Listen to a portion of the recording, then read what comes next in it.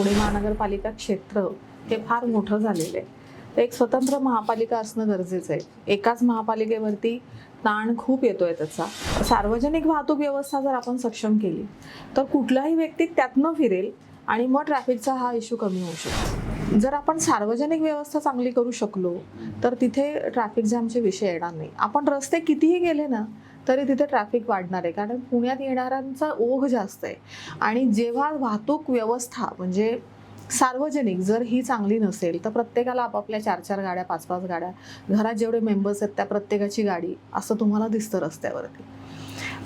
सिंहगड रोडला तोच इश्यू आहे. सिंहगड रोडला PMPMLची जी व्यवस्था आहे ती थोडी कमी पडते.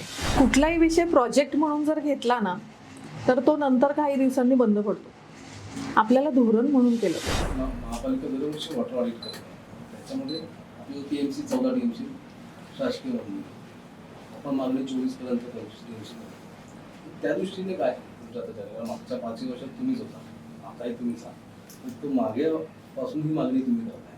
त्या संदर्भात हा नवीन निधी बैठक होईल किंवा जलसंपदा मंत्री परत आपल्याच पक्षाचे आहे म्हटल्यावरती त्या संदर्भात त्यांना कसं काय होईल ते तर उलट त्यांची भूमिका साधारणतः पुणे जास्त पाणी वापरतात अशी जी. अशा परिस्थितीमध्ये तुमची मागणी काय असेल की आम्हाला वाढून कोटा मिळावा काय? पुणे जास्त पाणी वापरताची पुण्यात लोकसंख्या पण तेवढीच आहे ना, त्यामुळे पाणी तेवढं लागणारच आहे. तर कोटा वाढवून देण्यासाठीच आम्ही त्यांच्याकडे जाणार आहोत. तर पाणी तर दिलं पाहिजे. पुणे शहरात जे कोणी राहतात आणि जे कोणी येणारं पब्लिक त्यांच्यासाठी पाणी तर हा मेन विषय आपल्याला देता आलं पाहिजे. कोटा तर वाढवून घ्यावाच लागेल. मागच्या आठवड्यात महापालिका आयुक्तीकडे तुम्ही जिथे बसा विकास होता ही चर्चा झाली होती. विकास खूप होतोय पुणे शहराचा आणि लोकसंख्या खूप वाढते. तर कुठेतरी विकासाला आळ यावी, इन द सेन्स कुठेतरी कंट्रोलमध्ये व्हावं. तुमचं मत त्याबद्दल काय? म्हणजे त्यांचं म्हणणं आहे की 23 गावांमध्ये परवानगी देताना आता पालिकेने विचार करण्याची गरज आहे. बरोबर आहे, ब्लँड असलं पाहिजे. मला जोडून प्रश्न मला उत्तर देणंच येते काही. आयुक्तांनी तसं सांगितलं की धोरण ठरावं लागेल, निश्चित करावं लागेल. त्याच्यात त्यांनी असंही सांगितलं होतं की पाण्याची जबाबदारी त्या बांधकाम व्यावसायिकांवरच त्यांनी 3 वर्ष परत हे केलेली समाविष्ट गावामध्ये पर्टिक्युलरली. आणि ते जर देता येत नसेल तर बांधकामं थांबवावी लागतील. तर तुमची भूमिका काय? बांधकामं थांबवू नका, कारण 23 गावांमध्ये प्रचंड वारेमार बांधकामं होत आहेत. पाण्याचा क्रायसिस जास्त आहे, वॉटर क्रायसिस जास्त आहे. तर तुमची भूमिका काय? थांबवणं म्हणजे परवानगी वॉटर सोर्स नसेल तुमचा तर त्या विकासकाला परवानगी देऊन असा पूर्वीपासून नियम महापालिकेचा आहे. पण त्याच्याकडनं आपण अग्रीमेंट घेतो, तो लिहून देतो आपल्याला की मी पाण्याची सोय करतो, पण तो पुढे करत नाही. त्यामुळे जे परत फ्लॅट वगैरे त्यांचा इश्यू तोच होतो की पाणी फ्लॅट घेऊन परत मग विकत पाणी येणं हा प्रकार. पण विकास होताना मग ते पाण्याचं पण नियोजन होईल आणि ते सुनियंत्रित राहील. दोन्हीचं ते त्यांनी स्पष्ट सांगितलं की अशा 82% त्यातल्या फक्त 5च कार्यान्वित आहेत, 24/7 मध्ये आहे. पण हा विषय जो आहे हा नव्याने समाविष्ट झालेल्या गावांचा येतो ना. परवानगी घ्यायची म्हणजे तर नवीन भागात असेल परवानगी. बरोबर, माझं तेच म्हणणं आहे की जुने जे पुणे शहर आहे म्हणजे आधीपासून जे क्षेत्रफळ पुणे महानगरपालिकेच्या हद्दीत आहे तिथे आपण परवानगी देत असताना नियमांना धरूनच परवानगी दिली ना. त्यामध्ये हा नियम आहेच की त्यांनी पाण्याची व्यवस्था करायची आहे आणि आपणही आपल्याकडनं पाण्याची व्यवस्था देत होतो. हा जो विषय असेल हा एक्सटेंडेड एरियाज जो आता आपल्याकडे आला आहे त्याचा अजून आपल्याला DP पण करायचं आहे. तर त्या भागात मग जर आपण परवानगी देणार असो, पुणे महानगरपालिका परवानगी देणार असेल तर नियम तर आलेच तिथे, मग नियमानुसारच करावं लागेल. त्याला वेगळं काही म्हणण्याची आवश्यकताच नाहीये ना. गांभीर्य आणि त्याच्याकडे म्हणजे सोयी पुरू शकत नाही समजा या परिस्थितीमध्ये पाणी देऊ शकत नाही तर परवानगीतून उपयोग काय? आपण कुठं परवानगी दिली आहे तिथे? तेच म्हणलं, त्यांचं म्हणणं आहे की परवानगी देताना विचार करण्याची गरज आहे. थांबाव्या लागतील, भविष्यात थांबाव्या लागतील असं त्यांचं म्हणणं. तर बरोबर आहे ना. या सगळ्या गोष्टी बघितल्याच गेल्या पाहिजेत, कारण आपण जेव्हा परवानगी देतो याचा अर्थ असं असतं की सगळं काही सुलभ आहे. बरोबर, कारण फ्लॅट तुमच्या सर्वसामान्य नागरिक फ्लॅट घेत असतात, बिल्डरचं काम करतो, बिल्डर विकून निघून जातो. त्यानंतर मग तिथं जी शेवटी महापालिकेला तिथं पाणी पालिकेची द्यावं लागते ना. म्हणजे एक टँकरनी तुम्ही जर का पण पुणे महानगरपालिकेच्या हद्दीत येण्यापूर्वी जर अशा काही गोष्टी घडल्या असतील तर ती जबाबदारी आमच्यावरती येत नाही, म्हणजे महानगरपालिकेवरती येत नाही. पण महानगरपालिकेने काम करत असताना नियमातच केलं पाहिजे. एक ही माझी भूमिका आहे. एक मुद्दा त्याच्यातलाच होता, पिण्याचं पाणी वेगळं आणि वापराचं पाणी वेगळं असा एक होता. त्याच्यासाठी बंड गार्डनचं एसटीपीचं सगळा प्रोजेक्ट होता, पण त्याचे पूर्ण ऑप्टिमम यूज होत नाही होत नाहीये. आहे. तर मग त्या दृष्टीने आपण काही करणार आहोत का, की ते ऑप्टिमम यूज व्हावा आणि वेगवेगळ्या भागांमध्ये एसटीपीज करावे. STPs तर गार्बेजच्या बाबतीत हे खूप आपण सक्सेसफुली झालंय आता. म्हणजे वेट गार्बेज आणि सुकावलं हे आता ऑलमोस्ट सगळे गावापर्यंत सगळे इम्प्लिमेंट करतात. त्या आधारावर पण म्हणजे पॉसिबल झालं तर खूपच वेगळ्या पद्धतीने होईल. नाही, ह्यात मी असं म्हणेन की आपण जे नवीन परवानग्या देतो, जास्त मोठी जी टाउनशिप्स असते तिथे आपल्याला STP कंपल्सरी आहे आणि ते पाणी त्यांनी जनरल यूजसाठी वापरात आणायचं आहे. बरोबर ना. रिसायकल्ड वॉटर जे आहे ते त्यांनी वापरात आणायचं आहे. प्यायच्या पाण्याचा विषय वेगळा, पण जर ते पाणी त्यांनी वापरात आणलं तर पिण्याच्या पाण्याची कमी गरज पडू शकते. आता हल्ली काय होतंय की आपण जे पाणी त्यांना पुरवतो थ्रू पाईप्स, पिण्याचं पाणी, ते पाणी इतर सगळ्या गोष्टींना वापरलं जातं.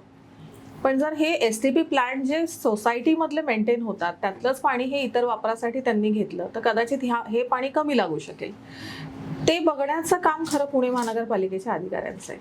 अशा सोसायटीजमध्ये जिथे आपण अशा नियमांना धरून परवानगी दिली, आपण त्यांना म्हणालोय की तुम्हाला STP प्लांट करावं लागेल, तर तो काम ते STP प्लांट कार्यान्वित आहे किंवा नाही ह्याचं कायम ऑडिट होत राहिलं पाहिजे, सुपरविजन झालं पाहिजे. हे माझं म्हणणं आहे. मग ह्यालाच हाच थोडा पुढे निघत होता की मग अशा किती सोसायट्यांना आपण आतापर्यंत STP करायला सांगितले होते, त्यातले किती झाले, किती नाही झाले, याचं मॉनिटरिंग करण्यासाठी काही सेपरेट यंत्रणा आपल्याला डेव्हलप करावी लागेल अशी गरज वाटते का तुम्हाला? आवश्यकता नाही. हे काम त्या तिथल्या इंजिनियरचं आहे, ज्युनियर इंजिनियरचं. त्यांनी काय फक्त नवीन होणारी बांधकामं नाही पाहिजे, तर ही जुनी बांधकामं सुद्धा त्याच्याच नियंत्रणाखाली असतात. ते त्याचं काम आहे, ते त्यांनी पाहिलं पाहिजे. आणि जर त्याच्यामध्ये आता काही गोष्टी आपण बघा, सोलर म्हणतो किंवा रेन वॉटर हार्वेस्टिंग म्हणतो, त्याच्यामधनं टॅक्स रिबेट पण दिला जातो, पण ते सुद्धा पाहायला गेलं पाहिजे ना की ते खरंच होतंय का, की फक्त टॅक्स रिबेट घेतला आणि नंतर ते बंद पडलं. असं नाही करून चालणार. म्हणजे प्रत्येक गोष्टीसाठी महानगरपालिकेत सेपरेट यंत्रणा कशी असू शकते? ज्याला जे काम दिलं त्यांनी जबाबदारीने ते केलं पाहिजे. तिथले बांधकामाचे जे ज्युनियर इंजिनियर्स आहेत त्यांनी पाहायला काही हरकत नाही, किंवा ड्रेनेज विभागाचे जे इंजिनियर्स आहेत त्यांनी पाहायला काही हरकत नाहीये. जाऊन एकदा फक्त चेक करायचंय. ह्या सगळे म्हणजे पाण्याचा मोठा प्रश्न आहे, गार्बेजचा आहे, हे सगळे शहर विस्तारत आहे. तर ह्या सगळ्याच्यात आता नेहमी एक मुद्दा चर्चेला येतो की शहराचं विभाजन झालं पाहिजे, स्वतंत्र महापालिका व्हायला पाहिजे. CM साहेबांनी पण सांगितलं, 2 अजितदादा असताना त्यांनी 3 महापालिका असं हे केलं होतं. तुमचं काय वाटतं तुम्हाला? म्हणजे एक वेगळी महापालिका असण्याची आवश्यकता आहे, कारण आता एक पुणे शहर हे सगळ्यात मोठं शहर झाले. म्हणजे पुणे महानगरपालिका क्षेत्र हे फार मोठं झालेलं आहे. तर एक स्वतंत्र महापालिका असणं गरजेचं आहे. एकाच महापालिकेवरती ताण खूप येतोय त्याचा, आणि पुन्हा म्हणजे मॅनपॉवर आलं, रिसोर्सेस आले, यंत्रणा सगळी उभी करणं आणि काम करणं. आत्ता एकच, आता अजून एक एक्सटेंडेड असली पाहिजे असं माझं म्हणणं आहे. नाही, तुम्ही आता 2च महिने झाले आणि अजून खूप म्हणजे बराच काळ पुढचा आहे, पण आल्यानंतर 1 महिन्याचा आढावा घेतल्यानंतर तुमच्या मते पर्सनली शहरापुढचे कोणते महत्त्वाचे प्रश्न आहेत की ज्याच्यावर फोकस करणं गरजेचं आहे? सगळ्यात महत्त्वाचं म्हणजे ट्रॅफिक जॅममध्ये आपण सगळेच पुणेकर अडकतो आणि सगळ्याच गोष्टींना पुढे ऑफिसेसला उशीर होतो, वेळ वाया जातोय, आणि त्यातनं पुन्हा एअर पोल्युशन पण होतोय.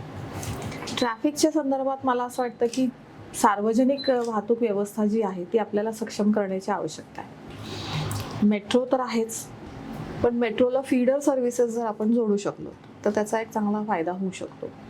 आणि ज्या कुठल्या आत्ता बसेस आपल्याकडे आहेत त्या आणि थोड्या ॲडिशनल त्याच्यामध्ये घेऊन जी काही त्यांची रूट सिस्टीम आहे PMPMLची, कुठनं बस कुठपर्यंत जाते, त्यामध्ये बदल करण्याची खूप गरज आहे. लॉंग रूट्सच्या ज्या बसेस आहेत त्या सगळ्या आपल्या सिटीतनं 4-6 फेऱ्या करत फिरत राहतात, पण त्या जर कुठे एका फीडर पॉईंटला येऊन सोडल्या तर सिटीतल्या बसेस वेगळ्या आणि लॉंग रूट्सच्या वेगळ्या, असं ते सगळं रिडिझाईन केलं पाहिजे तो रूट, तर ही व्यवस्था खूप चांगली चालू शकते. आणि सार्वजनिक वाहतूक व्यवस्था जर आपण सक्षम केली तर कुठलाही व्यक्ती त्यातनं फिरेल आणि मग ट्रॅफिकचा हा इश्यू कमी होऊ शकतो. मॅम पब्लिक ट्रान्सपोर्टच्या टॉपिकवर रूट रिअलाइनमेंट एक मुद्दा आहे, पण PMPML कडे बसेस नाही म्हणजे इनफ बसेस नाही. ते 2018 पासून आपल्याकडे 2000च्या आसपास बसेस आहेत आणि आपल्याला 4000 किंवा 6000 that is a requirement in Pune. And no politician in it is interested in getting this buses. This is very clear because मेट्रोचे अनाउन्समेंट होत राहतात, पण बसेसचं अनाउन्समेंट फक्त होतात, पण कधी बसेसचे नंबर वाढत नाही आहेत. 10 वर्ष झाली. याच्यात आपलं काही फोकस राहणार आहे का बसेस वाढवण्याचा? 4 वर्षात हे झालं नाही, हे तुझं बरोबर आहे अगदी. पण आमची आता पुढच्या आठवड्यामध्ये PMPMLची मीटिंग आहे. त्याच्यामध्ये आमच्याकडे PMPMLने प्रस्ताव ठेवला नवीन बस खरेदीचा, आणि तो आम्ही सगळी माहिती घेऊन मान्य करून पुढे पाठवू. कारण कुठलाही प्रस्ताव पालिकेने किंवा प्रशासनाने ठेवला तर त्याची एक माहिती घेण्यासाठी थोडा एक अवधी लागतो. ती माहिती पूर्ण झाल्यानंतर आम्ही बस खरेदी करणार. काही आपले एम असणार आहे का की इतके बस आपल्याला पाहिजे? आत्ता तरी त्यांनी म्हणजे जर विचार केला तर आपली एकूण 4000 बसेसची कॅपॅसिटी आहे, गरज आहे असं म्हणून. कॅपॅसिटीपेक्षा 2000 तर आता आहेत आपल्याकडे, पण अजून 2000 आपण जर ताफ्यात ऍड केल्या तर आपल्याला त्याचा खूप चांगला फायदा मिळू शकतो. म्हणजे जनतेला, आपल्याला म्हणजे प्रशासनाला नसतो तो, पण पब्लिकला त्याचा खूप चांगला कधीपर्यंत आपलं टार्गेट असेल? आत्ता 1000 बसेसचा आमच्याकडे प्रस्ताव आहे, तो मान्य करून आम्ही पुढे पाठवतोय.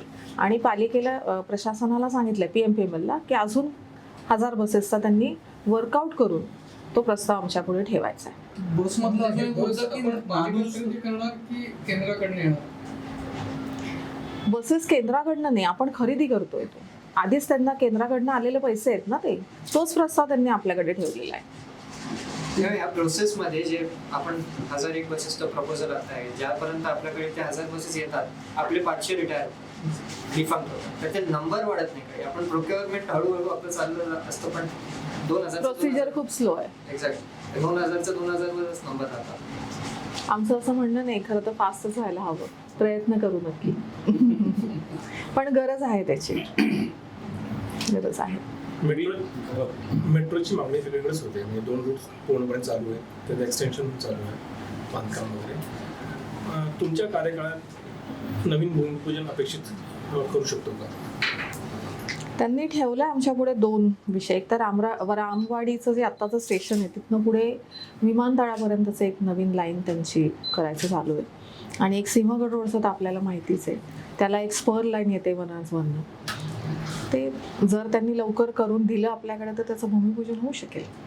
केंद्राची तर मान्यता मिळालीच आहे ना या प्रकल्पाला? प्रोजेक्ट प्लॅन व्हायचा आहे अजून. केंद्राची जरी मान्यता असेल, लाईनला मान्यता आहे, त्याचा DPR व्हायचा आहे. एक महापौर झाल्यानंतर या गेल्या 2 महिन्यात तुम्ही शहराच्या वेगवेगळ्या भागांना भेटी पण दिल्या असतील. कुठल्या भागांमध्ये की इथे बाबा जरा चांगलं काम चाललंय, इथे थोडीशी करायची गरज आहे, अशी काही आयडेंटिफाय करता आले का? हा एक मुद्दा. आणि दुसरं, त्याच्यावरनं काही गोष्टी या भागातल्या इकडे रेप्लिकेट करू शकता येतात का, किंवा इकडच्या तिकडे नेता येऊ शकतात का, ज्या चांगल्या करतात? उदाहरणार्थ कचऱ्याचं व्यवस्थापन असेल किंवा आणखी बांधकामांच्या संदर्भातलं असेल, असं काही तुम्हाला ऑब्झर्व करता आलं का?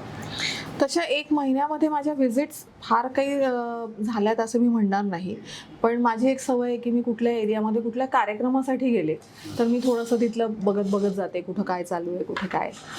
आता मी खराडी, वाघोली या परिसरामध्ये जाऊन आले, तर खराडी तर खूप चांगला डेव्हलप होतोय, पण वाघोली हे एक्सटेंडेड पार्ट जो आपल्याकडे आला आहे, किंवा कात्रच्या पुढचा एरिया असेल, तर तिथे बेसिक युटिलिटीज आणि इन्फ्रास्ट्रक्चरचा खूप अभाव आहे. म्हणजे एकतर ते नॉन प्लॅन्ड सगळी डेव्हलपमेंट काही एरियाजमध्ये झाली.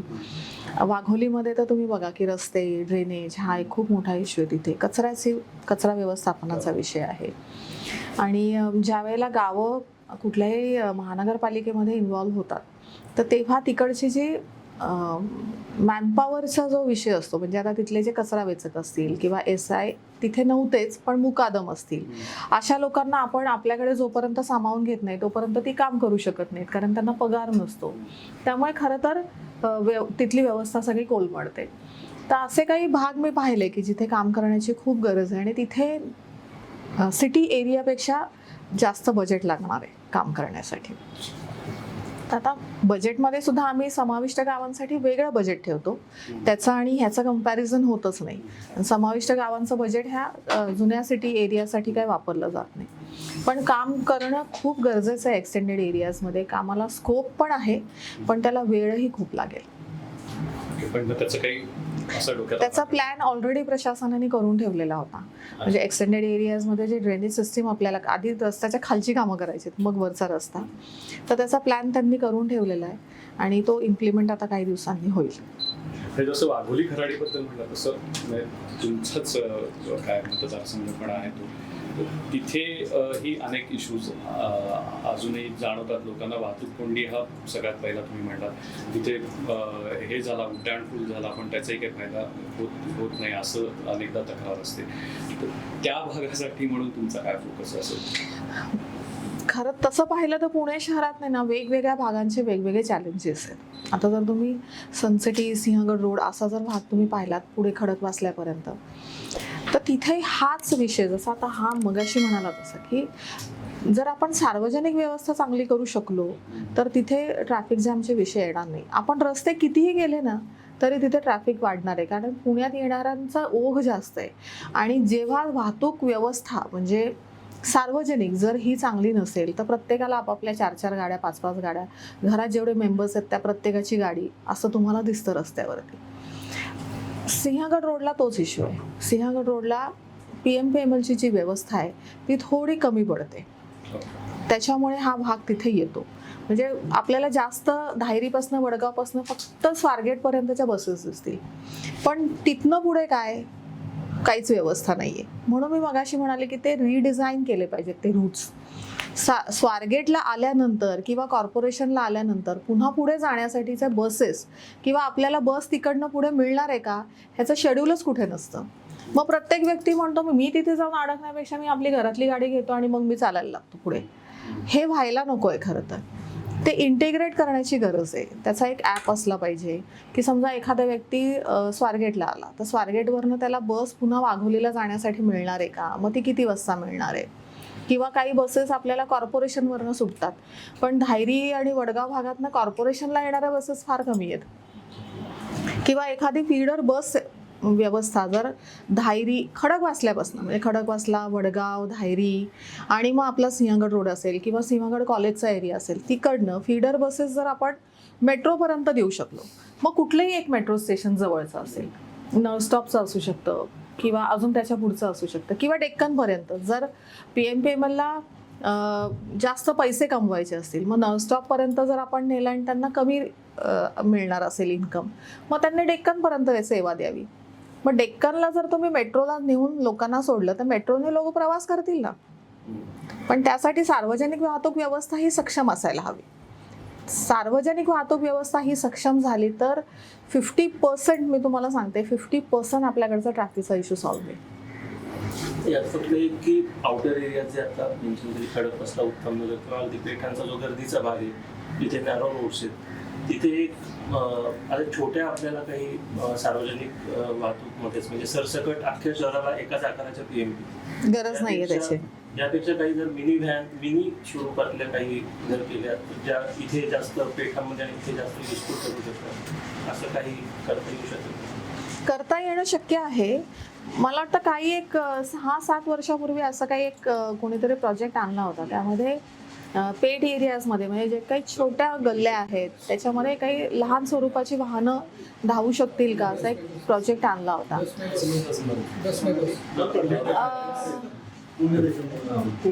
नाही, छोट्या मिनी व्हॅन सारख्या होत्या, पण ते PMPMLने त्याला विरोध केला होता. म्हणजे PMPMLला वाटत होतं की ती वेगळी व्यवस्था जर आपण आणली,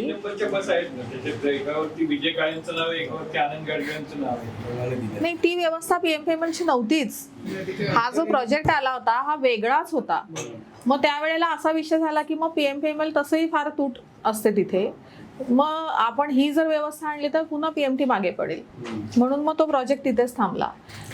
पण अशा जर छोट्या बसेस किंवा छोट्या व्हॅन्स ह्या PMPMLशी कॉर्पोरेट करून आपण जर चालवू शकतो पेठ एरियाजमध्ये, तर ह्यांना त्याचा सोर्स मिळणारच आहे. पण ताई PMPकडे किती गांभीर्याने सगळे पाहतात. कारण लायबिलिटी म्हणूनच पीसीएमसी आणि पीएमसी पैसे लायबिलिटी आहे एवढी आहे, सार्वजनिक वाहतूक व्यवस्था म्हणतात, तर बेसिक तो कणा आहे. तर त्याच्याकडे आता सगळ्या बसेस पासून बूट्स पासून आणि एमडी बघितलं तर तो म्हणजे वर्षाला पण टिकत नाही. स्टेपिंग स्टोन साईड बाजूचे कुठे कोपऱ्यात अडकले त्याला तिकडे त्यात ऍक्च्युअली किती पार्टिसिपेंट आहेत आता बघा. याला जोडून आयुक्त जेव्हा आले त्यावेळेस आयुक्तांनी सांगितलं जे आधीचे सीएमडी होते त्यांनी जे काही चित्र रंगवलं होतं पीएमपीचं ते सगळं त्यांचा कल्पना विलास होता. डबल डेकर बस आणि तसं सगळं रूटचं हे करणं, हायड्रोजन बस आणणं, हे सगळं होऊ शकणार नाही असं त्यांचं व्यवहारच नाहीये. लोकांच्या गरजा वेगळ्या आहेत, त्या गरजा पूर्ण व्हायला पाहिजे, नंतर या गोष्टींचे लोकांच्या गरजा काय आहेत? बस त्यांना पाहिजे, बसमध्ये चढा, बस या रूट पासून त्या रूट, हेच खरं फक्त फोकस ठेवून काम केलं पाहिजे. एमडीच कधी नसतो. त्यांना ते काय इंटरेस्टिंग वाटत नसेल ते, त्याच्यामुळे नसतात तिकडे. पण तुम्ही म्हणाल तसं गांभीर्याने घेतलं पाहिजे. म्हणजे ट्रान्सफर होतात आत्ताचे जे आम्ही आलोय, म्हणजे मी असते तिथे, मी चेअरमन असतील किंवा आपण आता खेडेकरांना घेतलंय, आम्ही तर खूप गंभीर आहोत त्या विषयामध्ये. बाकी कोणी असो नसो, आम्हाला तिथे चांगलं काम करायचं. थोडासा प्रश्न, तुमची सत्ता असताना तुकाराम मुंडे होते, पीएमपीचे संचालक हे होते, सीएमडी होते, तुमच्याच बॉडीने त्यांना विरोध करून म्हणजे बाहेर काढलं गेलं आणि त्यांनी भरपूर सुधारणा केल्या होत्या पीएमपी मध्ये. मग आता तुम्ही एका बाजूला म्हणता की आम्ही खूप गांभीर्य आहे पीएमपी हे करण्यासाठी, तर मग तिथे एका बाजूला बदल्या होतात, 1 वर्षही टिकत नाही, एखादा चांगला अधिकारी येतो त्याला तुम्ही टिकू देत नाही. आता तेव्हा काय झालं होतं हे मला खरं माहिती नाही. मी असेन पण मी पालिकेत म्हणजे नगरसेविका म्हणून माझ्या वॉर्डापुरतं काम करत असेल. आता तेव्हा प्रत्येक विषयाचं माणसांची मतमतांतर असतात, म्हणजे कोणाचं कोणाशी काही जुळेलच असं सांगू शकत नाही. आता तेव्हा काय जे कोणी पदाधिकारी होते तेव्हाचं सीएमडी यांचं का जमलं नाही किंवा त्यांचं का पटत नव्हतं यातलं मला काहीच माहिती नाही. पण आत्ताचे जे नवीन आलेत ते खूप चांगले आहेत. म्हणजे त्यांनी काही काही आमच्याकडे विषय मांडले की आत्ताची जी यंत्रणा आहे तीच अजून कशी चांगली करू शकतो असे त्यांनी विषय आमच्याकडे मांडले. तर त्यांच्यासोबत आम्ही काम करू शकू असं मला वाटतं आणि आपल्याला सुधारायचं आहे. खरं तुम्ही आता म्हणले की पीएमपी सक्षम झाली पाहिजे किंवा अधिकाधिक लोकांनी सार्वजनिक वाहतुकीचा वापर केला पाहिजे. आता महापालिकेत जवळजवळ तुमचे 18 ते 19,000 कर्मचारी आहेत, जो म्हणजे प्रत्येक जण 4 व्हीलरच घेऊन येतो. म्हणजे महापालिकेत काम करतो तो प्रत्येक जण 4 व्हीलरच घेऊन येतो. तर आपली इथं पार्किंगची पण बोंब होती. तर मग महापौर म्हणून किंवा प्रशासनाचे प्रमुख म्हणून तुम्ही असं काही करू शकत नाही का की बाबा ह्या कर्मचाऱ्यांनी बसनीच यायचं किंवा त्या भागातून मेट्रोनी येऊ, बसनी येऊ, पब्लिक ट्रान्सपोर्ट तर त्यांनी, कारण जोपर्यंत ते वापरत नाही, जसं आपण महापालिकेच्या हॉस्पिटलमध्ये पण बघतो, आपण म्हणतो की महापालिकेचे हॉस्पिटल खूप छान आहे, आपण आपलेच लोक तिथं कर्मचारी ट्रीटमेंट घेत नाही ना, ते सगळे खाजगीमध्ये उपचार घेतात. थंडी वाजली, ताप आला तरी खाजगीमध्ये जाऊन उपचार घेऊन त्याची बिलं महापालिकेकडे देतात. विषय हा आहे की पब्लिक ट्रान्सपोर्टचा जर का एवढं महापालिकेला 18,000 कर्मचारी आहेत ना, वेगवेगळ्या भागातून, त्यांना काय बाबा जे बसनी येतील त्यांना 15 मिनिटं लेट आले तरी चालेल. तुमचं म्हणणं बरोबर आहे, पण त्यासाठी पीएमपीएमएल तर सक्षम केली पाहिजे. म्हणजे जोपर्यंत आता जर पीएमपीएमएल ची सेवा आपण मेट्रो स्टेशन पर्यंत देऊ शकलो तर मी कर्मचाऱ्यांना म्हणू शकते ना की तुम्ही पीएमटी वापरा, जवळच्या मेट्रो स्टेशन पर्यंत या आणि मग कॉर्पोरेशनच्या मेट्रो स्टेशनला उतरा. दुसरी गोष्ट अशी की जोपर्यंत महापालिकेचे कर्मचारी ती वापरणार नाही तोपर्यंत तिथले प्रश्न तुम्हाला पण कळणार नाही. सामान्य माणूस ओरडून किती जरी झाला, खेडेकरांकडे जरी गेला तर तेवढं म्हणा हा ठीक आहे मी करून देतो, पण तिथे येणारे कर्मचारी जर का लेट यायला लागले तर तुमच्या पण विभाग प्रमुखांच्या लक्षात येईल, अजून तिथल्या पदाधिकाऱ्यांच्या लक्षात येईल. तुमचं म्हणणं बरोबर आहे. या विषयातच आम्ही काम केलं होतं मागे. मी आयुक्तांशी म्हणजे आम्ही चर्चा करत होतो सहज की मग पीएमटी मध्ये आपण कोण कोण प्रवास करतो, फक्त जनता प्रवास करते, आपली लोक प्रवास करतात का? पण पालिकेतले काही लोक आहेत जे पीएमटीने प्रवास करतात, सगळेच आपापली व्हेकल्स आणतात असं नाहीये. त्यांचे अनुभव ते तुम्हाला सांगू शकतील ना की बाबा तिथं काय नक्की अडचणी आहेत. अनेक ठिकाणी बस एक आठवडा ट्राय तरी केला पाहिजे. नवीन महापौर झाले की ते बस मधून प्रवास करायचे, कोणी जे असेल ते काय असेल बरोबर. तेच म्हणणार होतो की आता आता नवीन मेट्रो झाली, आता मेट्रोतनं प्रवास मॅडम मी 2-3 वेळा मेट्रोतनं प्रवास करून आले, तेवढा नाही. पण मी त्याच्या आधी पीएमटीने पण प्रवास करत होते. पुण्याची ओळख ऑक्सफोर्ड ऑफ द ईस्ट म्हणून आहे, ते विद्यापीठ आणि हा सगळा भाग आहे. कॉर्पोरेशनच्या शाळा आहेत वेगळा मुद्दा. तर आयुक्तांनी ते मॉडेल स्कूल वगैरे सगळ्या योजना आणलेल्या आहेत, पण मराठी शाळा महापालिकेच्या विशिष्ट हा एक मोठा प्रश्न झालेला आहे, कारण मध्यवर्ती पेठांमधल्या मराठी शाळांमध्ये महापालिकेचा प्रवेश होत नाही. बाकीच्या गावांमध्ये किंवा पेरिफेरीमध्ये ज्या शाळा आहेत मराठी, तिथे चांगला प्रतिसाद आहे असं शिक्षण मंडळाकडनं मला मिळालेली माहिती आहे. आणि आपण इंग्रजी शाळा पण आता तिकडे चांगला प्रतिसाद आहे. आपण CBSE शाळा पण सुरू करतो आहोत. ते एकूण शिक्षणाबद्दलच आपलं काय म्हणणं आहे? शिक्षकांचे बदले होत नाही, शिक्षक उदासीन आहेत त्या बदल्यांबद्दल. तर ह्या सगळ्या एकूण शिक्षणाबद्दल आपलं काय बदले होत नाही म्हणजे आयुक्तांनी असं सांगितलं की शिक्षकांच्या बदल्या वर्षानुवर्ष त्याच्यामध्ये त्याची मानसिकता विद्यार्थ्यांकडे शिकवण्याची नसतीच. ते विद्यार्थी केंद्रित विचारच करू शकत नाही. त्यामुळे त्यांना त्याच एरियामध्ये किंवा त्या एरियामधल्या त्या शाळेत बदली करणं अपेक्षित आहे. ते धोरण आखणार आहे सांगितलं. अतिरिक्त आयुक्तांना त्यांनी इन्स्ट्रक्ट केलेलं आहे की ते धोरण करण्याची गरज आहे खरं तर. आणि जेव्हा कर्मचारी किंवा शिक्षक जेव्हा समाधानाने काम करतील ना, तेव्हाच आपल्याला चांगला आउटपुट मिळू शकतो. महापालिकेच्या कर्मचाऱ्यांपैकी किती कर्मचाऱ्यांची मुलं महापालिकेच्या शाळांमध्ये शिकतात याचा काही सर्वे केलाय का? करूयात आपण सगळं सर्वे. पण ते करण्याआधी पालिकेच्या शाळा चांगल्या झाल्या पाहिजेत. आपण खूप पैसे प्रत्येक व्यवस्थेमध्ये आपल्या महानगरपालिकेचे खूप पैसे दिले जातात, खूप बजेट असतं, पण ते तेवढ्या सक्षमपणे तिथे त्या वापरात येत नाही किंवा ते लक्ष दिलं जात नाही आपल्याकडनं. तर ते करण्याची गरज आहे. शाळेबद्दल माझं असं म्हणणं होतं की आपल्याकडे अनेक अशा संस्था आहेत की ज्या शिक्षण क्षेत्रात काम करण्याची ज्यांची इच्छा आहे. बरेच असे लोक आहेत की जे रिटायर झालेत पण त्यांना काहीतरी करायचं. अशा लोकांना आपण घेऊन शाळेसाठी काम करू शकतो. काही चांगले शिक्षक तिथे मुलांना येऊन शिकवू शकतात. आपल्याकडे काही कॉन्सेप्ट्स असे पण आहेत की ज्यांना सामाजिक कार्य करून, म्हणजे जे असे तरुण मंडळी आहेत त्यांना ते एक तुमच्या कॉलेजकडनं पण काहीतरी दिलेलं असतं की तुम्हाला काहीतरी सामाजिक कार्य केलं पाहिजे, त्याचा प्रोजेक्ट रिपोर्ट सबमिट केला पाहिजे. अशी पण खूप लोक आहेत. तर आपल्या स्कूल्समध्ये जो काही सिलेबस असेल, म्हणजे शैक्षणिक बुद्धिजीवी आपण म्हणूयात, ते शिकवून पुन्हा स्किल डेव्हलपमेंटमध्ये पण आपण काही करू शकतो का याच्याकडे लक्ष दिलं पाहिजे. प्रत्येक स्कूल हे एक वेगळं सेंटर असलं पाहिजे. स्किल डेव्हलपमेंटसाठी पुन्हा एक इमारत उभारा, मग त्या मुलांना तिथे आणून शिकवा, असं नको. त्या शाळेतच शिकवलं गेलं पाहिजे. आणि आत्ताचं काय आहे, आधुनिक जे आहे ते म्हणजे AI. मग आपल्या मुलांना कोडिंग आणि AI मध्ये शिक्षित केलं पाहिजे. त्याचं आपण सेंटर करू शकतो का, वेगळे लॅब्स करू शकतो का. तर हे आपण महानगरपालिका सक्षमपणे करू शकेल का, तर ह्याला फार पैसे लागतात. आणि आपल्याकडे अशी लोक आहेत की जे पैसे देऊन हे करायला सुद्धा येणारी मंडळी आहेत. अशा लोकांना बोलवून आपण त्यांना शाळा दत्तक देऊन मॉडेल स्कूल्स म्हणून करू शकतो. मुलांना चांगलं शिक्षण मिळेल आणि शाळा सुद्धा चांगली चालू शकेल. आपण सांस्कृतिक राजधानी असं म्हणतो, पण महापालिकेचे बालगंधर्व पुरस्कार, सुरभास्कर पुरस्कार, पाठ्यबापुरव पुरस्कार असे महत्वाचे जे कार्यक्रम असतात ते गेली काही वर्ष झाली बंद आहेत. सुरू करायचे आता आपल्याला. काय नाही, जसे आधी होत होते तसे आपल्याला आता यावर्षी सुरू करायचे. अनेक वर्षामध्ये मला वाटतं करोनापासून ते बंद आहेत. नाही, करोनात पण दिलं एक. महापौर नसल्यामुळे सुद्धा बंद आहेत ते.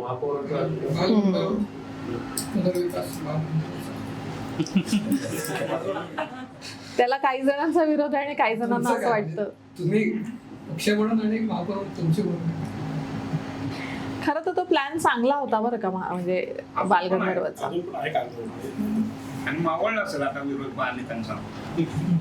पण विरोध त्यावेळेला कशामुळे होता? गैरसोय होईल म्हणून.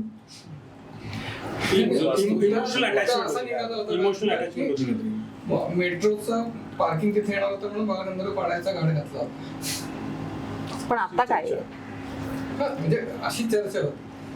तर मल्टीमॉडल हब तिथे होईल असा तो पहिला हे होता. आणि नंतर आता तो विरोध मला वाटतं विद्यार्थ्यांकडे जास्त चांगलं जाणू शकेल. पण जुनं जे स्ट्रक्चर आहे त्याची असलेली अटॅचमेंट, त्याचं असलेलं जे स्ट्रक्चरचा म्हणून असलेला भाग तो तसाच कायम ठेवून त्या अनुषंगाने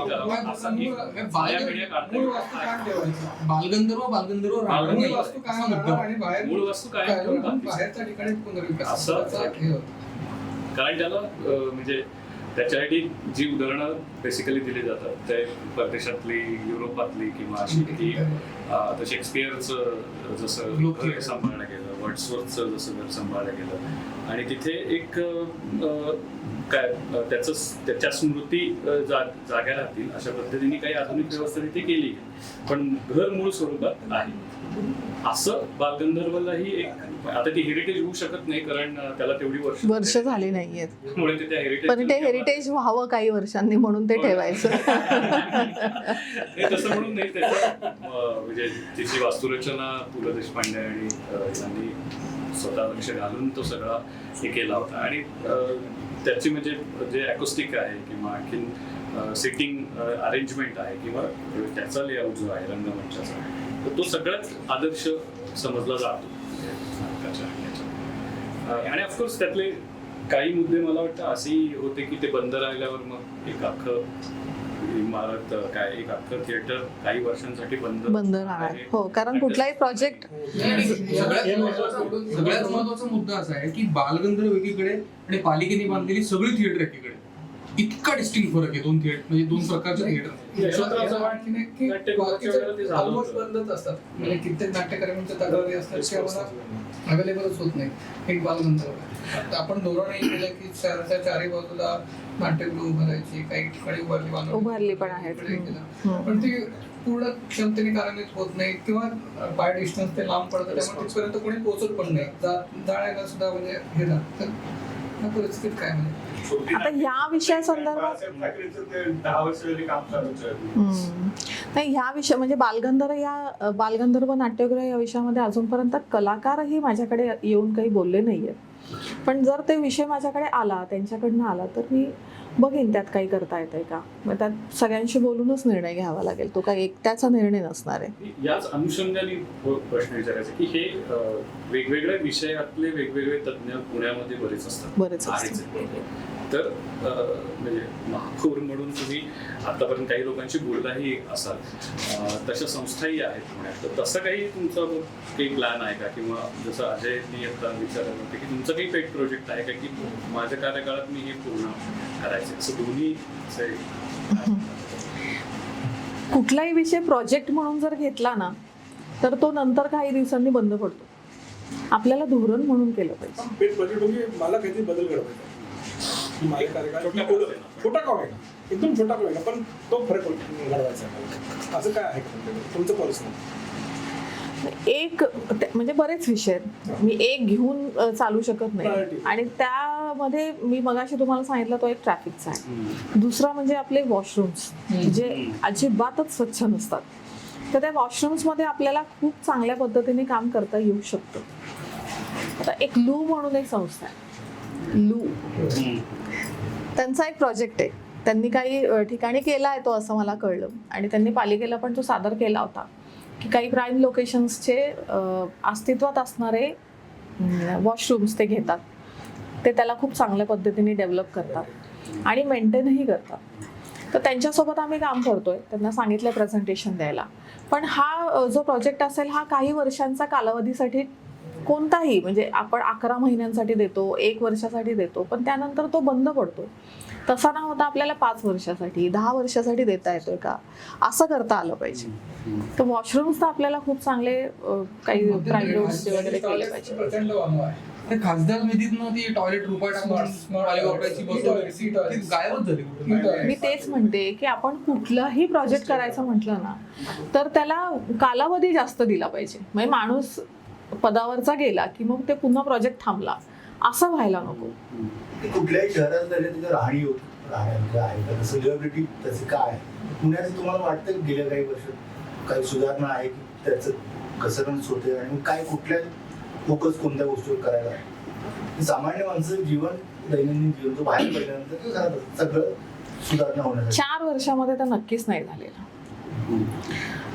पॉलिटिकल लीडर्स कुठल्याही पार्टीचे असू देत, पण त्याला आपल्या प्रभागामध्ये चांगलं काम करायचं असतं, कारण त्याला पुन्हा निवडून यायचं असतं.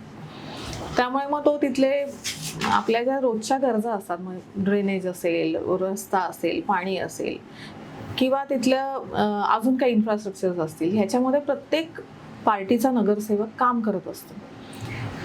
त्यामुळे तिथल्या एरियाचं लोकांचं जे रोजचं आयुष्य असतं ते सुकर असतं. पण ह्या 4 वर्षामध्ये पॉलिटिकल लीडर्स नसल्यामुळे प्रशासक काळामध्ये प्रत्येक तिथल्या अधिकाऱ्यांनी आपापल्या पद्धतीने पुणे शहरामध्ये काम करण्याचा प्रयत्न केला, आणि तिथेच काही प्रमाणामध्ये मी म्हणेल की प्रशासन फेल झालं. आता त्या सगळ्याचा इतका लोड आलाय, प्रचंड लोड आलेला आहे.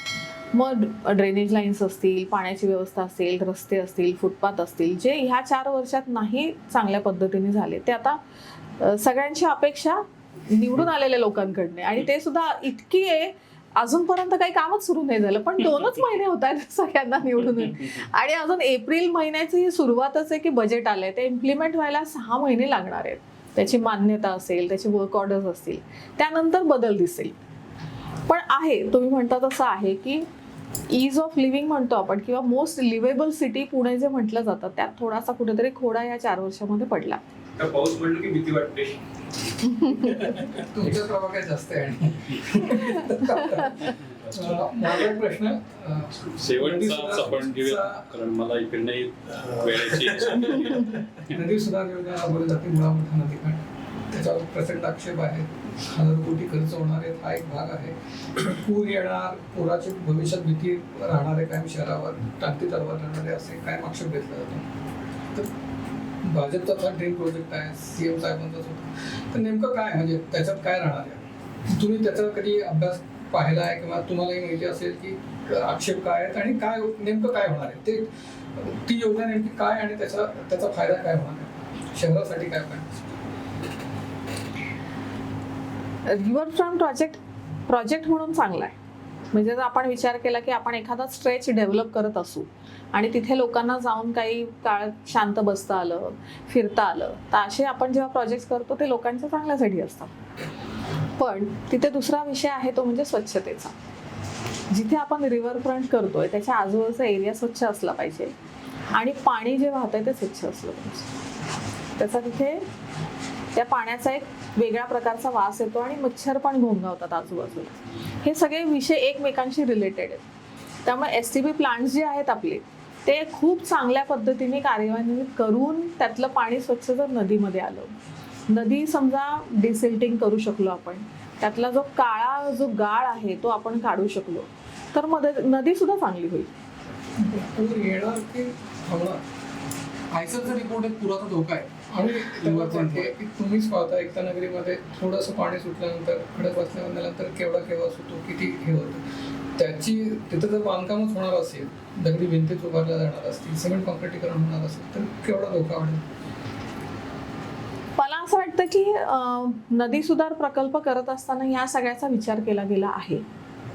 विचार केला गेला असं नाही असं नाही, परंतु निसर्गावरती तर काय आपला कंट्रोल नाहीये. पाणी आज ज्या प्रकारे पाऊस पडतो, ज्या प्रमाणात पडतो, तो आधी पडत नव्हता. आत्ताचा पावसाचं प्रमाण जास्त आहे, हे सुद्धा आपण स्वीकारलं पाहिजे.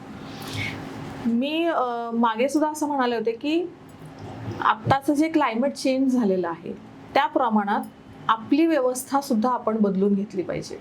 आपली रिस्पॉन्स सिस्टीम आपल्याला अजून जास्त ऍक्टिव्ह करण्याची त्या प्रमाणात गरज आहे. आपल्याला माहिती जर आहे की आपल्याकडे पाऊस जास्त येतोय, पुढच्या काळातही जास्त पाऊस पडणार आहे, हे म्हणाले तसा रिपोर्ट आहे की आपल्याकडे पूर येत राहणार आहे, तर त्या पद्धतीने पुणे महानगरपालिकेने काम करण्याची आवश्यकता आहे.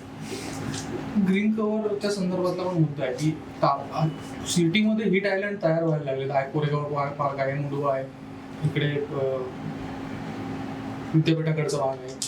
तर त्या दृष्टीने ग्रीन कव्हर जे टिकवायला पाहिजे ते ग्रीन कव्हर टिकवलं जात नाही. नदी सुधारमध्ये झाडच कापली जातात, आणि आपल्या सगळ्या प्रोजेक्ट्स मध्ये मेट्रोसाठी पण झाड आपण कापतोच सगळ्यात, कुठल्याही इन्फ्रास्ट्रक्चर प्रोजेक्टसाठी. पण पुन्हा झाडं लावली पण जातात ना. पुनर्रोपण करतो. इथे तर हिट आयलँड झाला, ते झाड कुठेतरी लावतात, आणि त्यांचं पण सर्व्हायवल रेट काही नाही. ते जे रिप्लांटेड झाड, आपलं असं धोरण आहे की पुणे महानगरपालिकेच्या क्षेत्रामध्ये जिथे डेव्हलपमेंट्स होतात तिथे अम्युनिटी स्पेस सुद्धा आपल्या ताब्यात येतात. अम्युनिटी स्पेसेस येतात किंवा फुटपाथ्स असतात, तिथे आपण ग्रीन झोन्स तयार करू शकतो, आणि हे करणं आवश्यक आहे. तुम्ही म्हणता तसं हीट आयलँड जे होत आहे त्याचं कारण हे आहे की हे ग्रीन झोन्स आपण का तयार करत नाही. अम्युनिटी स्पेसेसमध्ये फक्त बांधकामच केली पाहिजे हा नियम नाही ना, आणि आता पुरे झाली बांधकामं, आवश्यकता नाहीये. पुरे झाली ती बांधकामं. म्हणजे कोणती म्हणते मी तुम्हाला, प्रायव्हेट लाईन्स नाही म्हणत आहे मी पुणे महानगरपालिकेची अम्युनिटी स्पेसेस म्हणते. अम्युनिटी स्पेसेस मध्ये कायम बांधकामच केली पाहिजे असं नाही, तर आपण ग्रीन झोन्स जे होते जास्तीत जास्त डेव्हलप करू शकू. त्यावेळेला आपल्याला इथे म्हणजे पर्यावरणीय आपण जर काम करू शकलो तर पुणे शहरात खूप चांगला फरक पडू शकेल. तुमची आणि आयुष्याचे विचार या मुद्द्यावरती खूप जुळतात. तुम्ही दोघांनी केलं तर भरपूर होईल. कारण तुमचाच बजेटमध्ये आहे की 150 का 200 लीज आउट करायचे आणि उत्पन्न तयार घ्यायचं नाही. पालिकेसाठी उत्पन्नाची तर आवश्यकता आहे, नाही तर आपण काम कसं करणार. विकल्यासारखंच झालं थोडक्यात. पण कुठलंही काम करताना आपल्याकडे तर म्हणजे आपण काही भाग जे असतात अम्युनिटी स्पेसेसचे ते आपण ठेवतो राखीव. आपण आताच हे केलं बजेटमध्ये तरतूद केली 150 का 200 आपल्याला लीज आउट करायचं. पण कुठे अजून केलेत? तेच बजेटचे केल्यानंतर बघू. तुमच्या दोघांचे विचार सुद्धा तुम्ही दोघांनी विरोध केला तर होऊ शकेल. थांबवू शकेल. येस. Thank you very much.